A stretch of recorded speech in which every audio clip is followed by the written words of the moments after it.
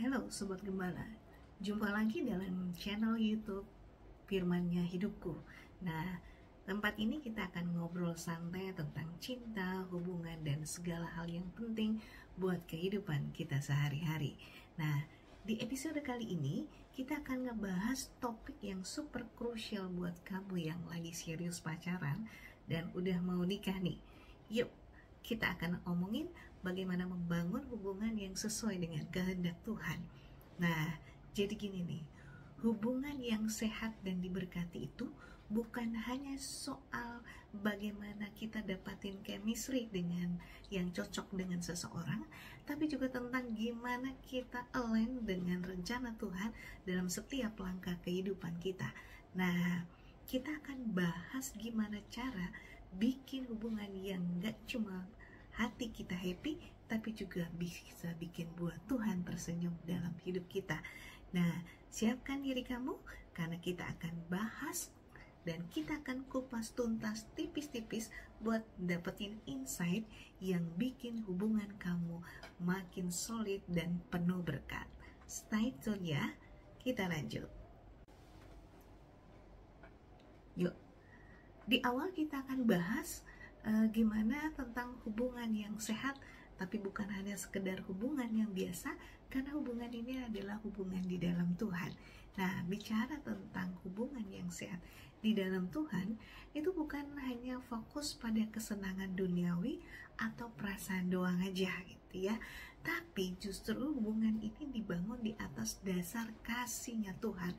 Nah, artinya bahwa hubungan itu nggak hanya sekedar romantis atau TTM teman tapi mesra gitu ya, tapi benar-benar setiap pribadi menjalani prinsip kasih yang diajarin oleh Yesus, kayak saling respect, jujur, dan gak egois. Nah, kalau kita bicara tentang hubungan nih dalam Tuhan, kita tuh gak cuma ngomongin gue sayang sama kamu gitu ya, atau kamu sayang sama aku, I love you, dan seterusnya. Tapi kita tuh sama-sama mendekat kepada Tuhan bareng-bareng, jalan bareng, diskusi bareng.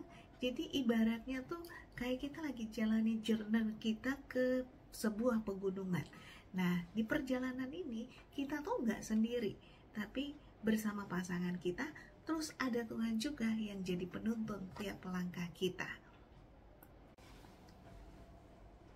Oke, kalau kita omongin nih hambatan ya dalam menjalani hubungan yang sehat dalam Tuhan, ya pastinya ada hambatan ya, atau ada tantangan. Tapi mari kita melihat tantangan-tantangan ini sehingga kamu pada sadarin dan bisa bawa sendiri. Yuk, yang pertama itu adalah ego tuh yang makin tinggi. Nah, salah satu hambatan yang terbesar buat kamu dalam hubungan ini adalah ketika ego kamu tuh makin gede banget. Artinya gini, kadang tuh kita tuh terlalu fokus sama keinginan dan kepentingan diri kita sendiri. Jadi lupa tuh mikirin apa pikiran kepentingan pasangan kita. Padahal hubungan nih kita jalani berdua, bukan sendiri ya. Tentunya bukan hubungan yang namanya kalau cuma sendiri, tetapi hubungan ini berdua. Dan kita inginkan bahwa hubungan ini tuh jalannya sehat dan gak saling nyalahin atau kita saling ngerti. Nah, kalau ego terus aja jadi nomor satu, akhirnya bisa bikin hubungan kamu tuh jadi toksik. Nah, tentu gak diinginkan, bukan salah satu dari kamu atau pasangan kamu tuh merugikan yang lain. Nah, tentu ini dibutuhkan bagaimana kenali ego kamu masing-masing, sehingga ketika kamu jalani bukan maksain kehendak, bukan menyalahkan pasangan, tapi justru bisa saling membantu, saling membangun, dan saling menguatkan. Next juga yaitu terlalu fokus pada hal-hal duniawi. Nah, seringkali memang ketika kita ngejar hal-hal duniawi kayak materi, penampilan fisik, atau juga kemudian pergaulan yang membuat kita terkenal ya. Tapi di sini kita bisa lihat ini hambatan yang bisa buat Kristus itu tidak menjadi fokus dalam hubungan ini. Nah, ketika itu tidak terjadi, maka yang ada adalah kepentingan kita, emosi kita, kemauan kita yang bikin pasangan kita tuh gak jalan bareng sama kita. Tapi di balik hubungan ini, yang ini ajarkan adalah bagaimana kita menjalani hubungan ini. Kamu dengan pasangan itu bisa kaya dalam berbagai hal, termasuk dalam hubungan yang lebih dalam, yaitu tentang kasih, bagaimana kalian punya komitmen, dan juga spiritual yang semakin bertumbuh, semakin dewasa. Nah, kalau kita tuh sibuk kejar gaya hidup daripada ngebangun hubungan yang semakin dekat sama Tuhan, maka kamu akan mengalami bakal sulit banget untuk dapetin hubungan yang sehat. Adanya hubungan yang membuat kamu menderita, hubungan yang membuat kamu sulit dan menghadapi banyak hal yang menjadi tantangan-tantangan yang membuat kamu tidak akan nyaman menjalani hubungan kamu dengan pasanganmu. Lalu selanjutnya yang sering kali juga terjadi adalah kadang karena kesibukan sehari-hari atau dalam kesibukan pekerjaan dan hubungan kita dengan pasangan, kita tuh lupa prioritasin Tuhan. Nah, kayak doa bareng, ibadah, atau sekedar ngobrolin tentang hal-hal rohani, malah yang jadi jarang kemudian dilakukan. Yang ada sibuk berantem, sibuk maksain kehendak, lalu juga ngomongin hal-hal yang tidak bermanfaat, menghabiskan waktu dengan tidak efisien dan seterusnya. Nah, yuk kita kenali pasangan kita dan kita bawa hubungan ini pada hubungan yang memprioritaskan Tuhan. Karena kalau Tuhan gak jadi prioritas yang utama atau menjadi pusat dalam hubungan yang kamu bangun dengan pasangan, maka hubungan kamu itu akan kehilangan arah. Karena kamu akan lebih lakuin kehendakmu atau kamu lebih ngeladenin pasanganmu sesuai dengan kemauannya, berjalan dengan kekuatan sendiri, tidak dalam pimpinan dan kekuatan Tuhan. Dan seringkali dalam hubungan yang seperti ini akan lebih membuat kamu lebih kecewa, membuat kamu lebih sakit hati, dan membuat kamu akan menjalaninya dengan penuh penderitaan. Yuk jalani dengan benar ya.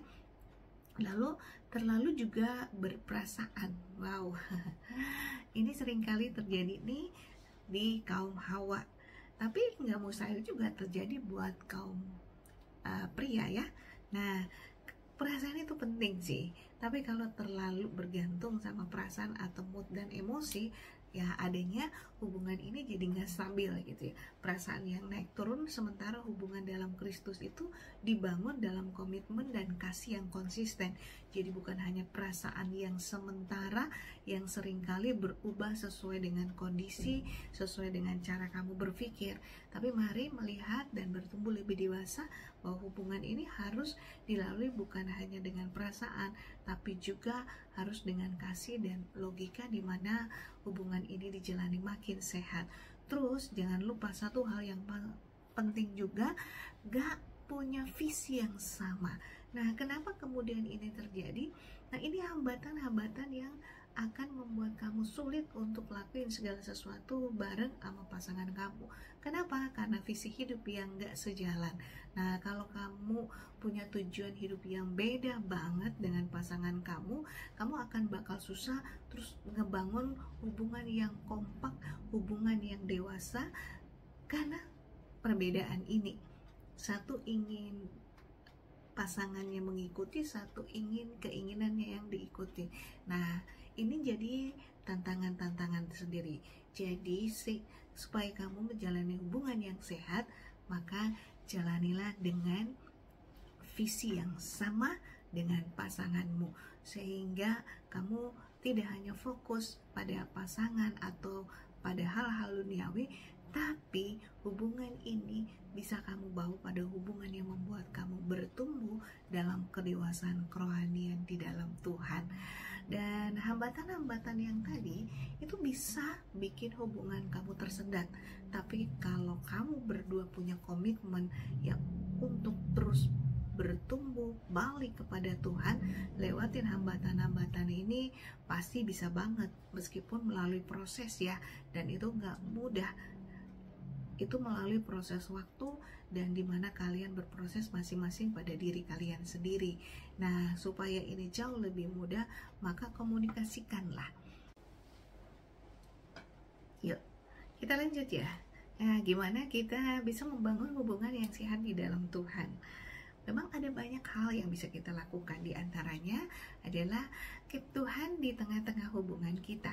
Ini yang menjadi kunci utama, artinya apapun yang kamu lakukan bareng pasangan, jangan lupa untuk libatin Tuhan.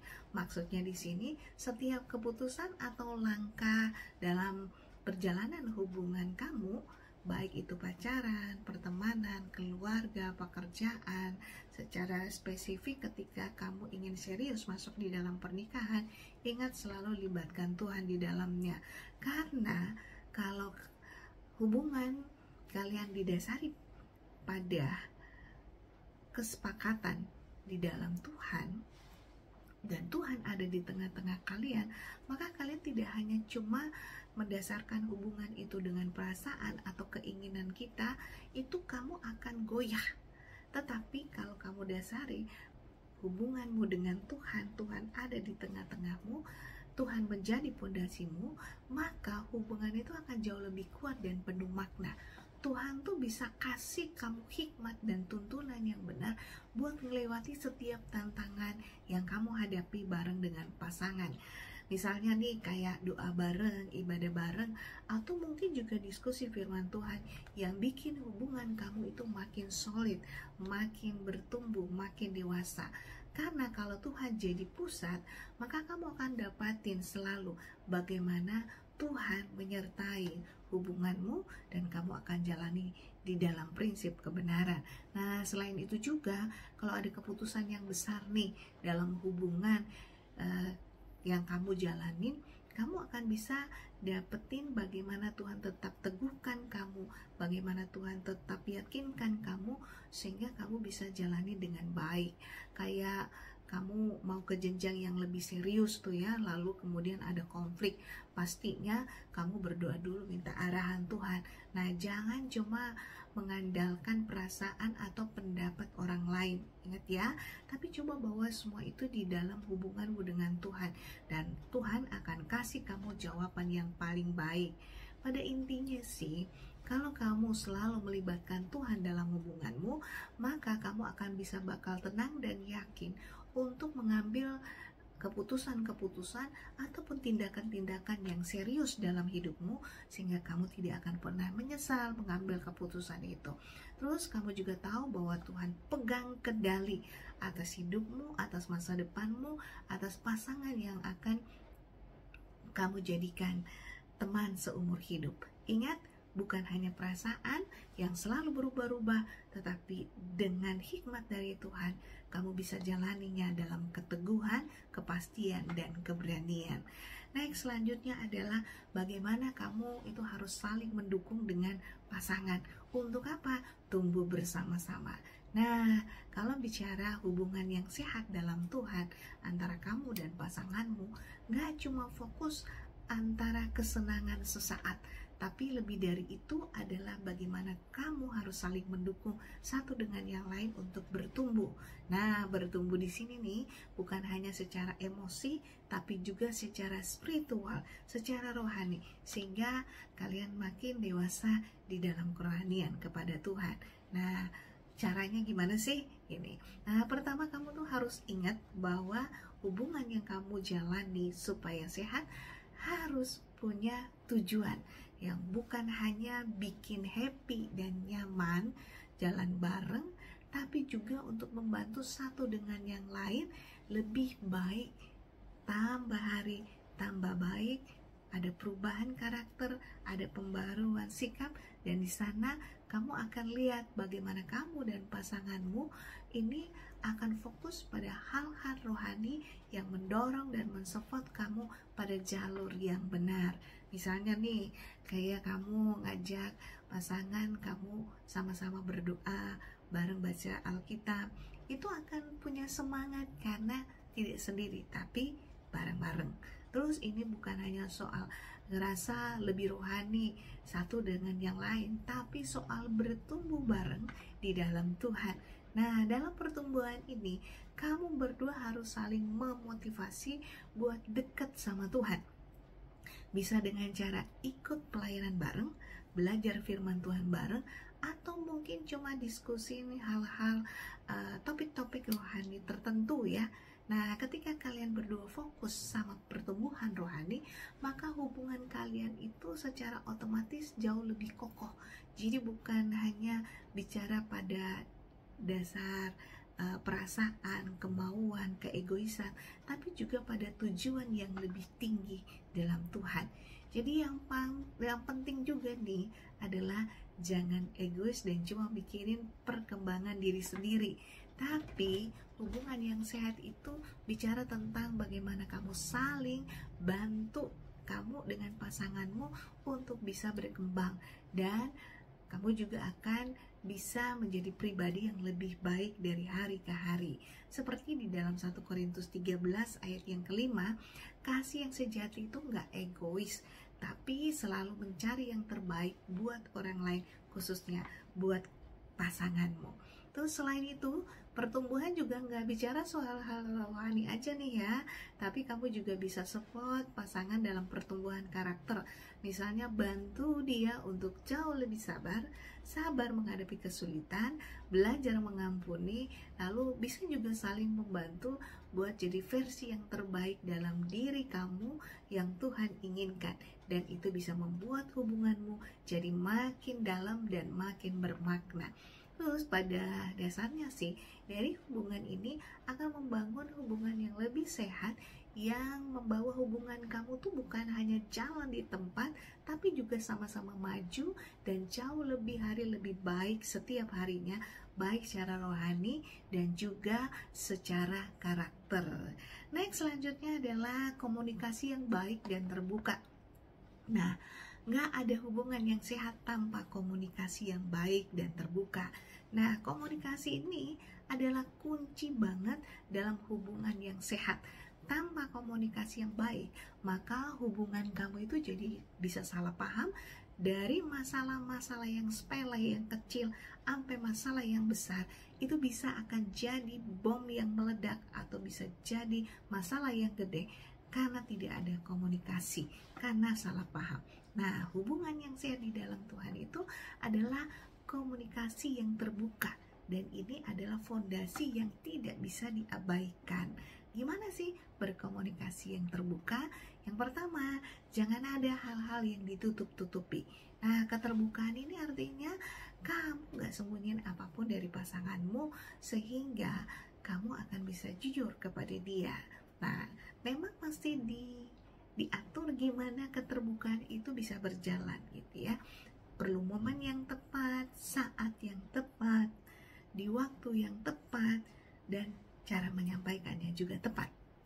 Nah, ini akan membuat kamu terbuka dan kamu akan merasa nyaman, karena keterbukaan gak bikin kamu kelihatan lemah loh, tapi justru bisa bikin hubungan kamu makin kuat karena adanya trust. Artinya saling percaya yang semakin dibangun dari hari ke hari. Dan kalau gak terbuka nih, maka itu bisa terasa ada jarak dan kepercayaan itu bisa luntur. Kalau kita lihat dari firman Tuhan, maka kita diajarin untuk bisa saling mengasihi dengan tulus. Dan bagian dari kasih itu adalah keterbukaan atau transparan. Nah, kalau ada yang gak beres, lebih baik kita omongin daripada pura-pura semua jadi baik. Karena Tuhan mau kita punya hati yang terbuka dan saling memperbaiki satu dengan yang lain. Kayak yang Tuhan tulis di dalam Yakobus 5 ayat 16. Terus, gimana sih kita ngomong dengan cara yang benar? Nah, komunikasi yang baik itu bukan hanya soal jujur ya, terbuka, tapi juga gimana ngomongnya. Kita tuh harus belajar ngomong dengan penuh kasih dan sabar ya. Jangan lupa di dalam Kolose pasal 4 ayat yang ke-6, di sana Tuhan mengajarin kita gimana kita bisa berkomunikasi dengan baik. Nah, jangan karena kamu pengen jujur, tapi caranya nyakitin hati orang atau nyakitin pasangan kamu. Nah, gunakanlah kata-kata yang membangun dan jangan malah saling menjatuhkan. Nah, contohnya nih, kalau ada masalah, ngomongin dengan tenang dari hati ke hati gitu ya. Hindari omongan yang nada tinggi atau emosional, karena cara itu biasanya bikin situasi jadi makin panas gitu ya. Mending kamu kasih feedback yang baik, yang bisa membangun, dan di situ kamu ngerasa bahwa apa yang kamu kasih bisa membantu pasangan kamu. Misalnya nih, kayak mungkin kamu ngerasa kurang nyaman, jadi pas kamu ketemu gitu, kamu bisa bahas, kamu bisa obrolin biar jelas.